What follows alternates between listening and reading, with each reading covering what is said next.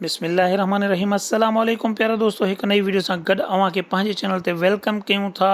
प्यारा दोस्तों जलण वारा जलंदा रहिया खिलण वारा खिलंदा रहिया। मुमताज़ मौलाई स्टेप बाय स्टेप गायकी जी दुनिया में पंहिंजो नालो रोशन कंदो वियो।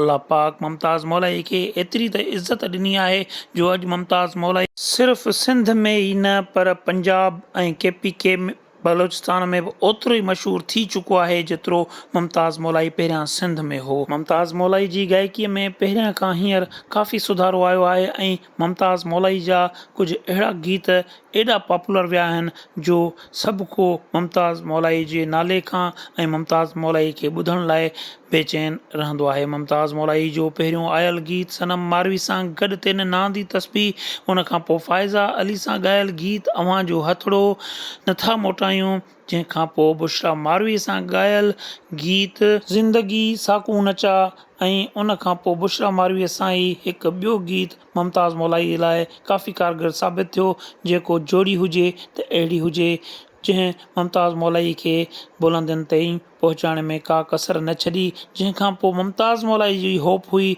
त मुमताज़ मौलाई हिकु उर्दू गीत करे ऐं मुमताज़ मौलाई काफ़ी भेरा पंहिंजे मौसीकार खे चयो त मां इहो गीत करणु चाहियां थो, पर मौसीकार मुमताज़ मौलाई खे मना कंदो रहियो। जंहिंखां पोइ मुमताज़ मौलाई जो चवणु आहे त मां हिकु ॾींहुं ईअं ई वञी पंहिंजे मौसीकार खे चयो त हिन गीत खे मूंखे ॻाइणो आहे, मूंखे हीउ गीत ॻाइणु ॾियो।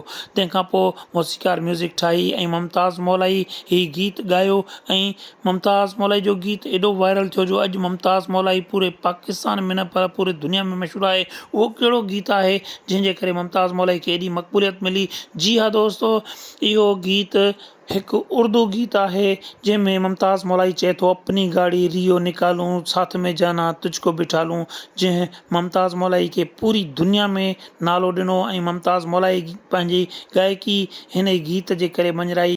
जेकी माण्हू कल्ह ते मुमताज़ मौलाई खे ॿुधणु पसंदि न कंदा हुया, अॼु उन्हनि जे चपनि ते मुमताज़ मौलाई जो इहो ई गीत आहे। दुआउनि में यादि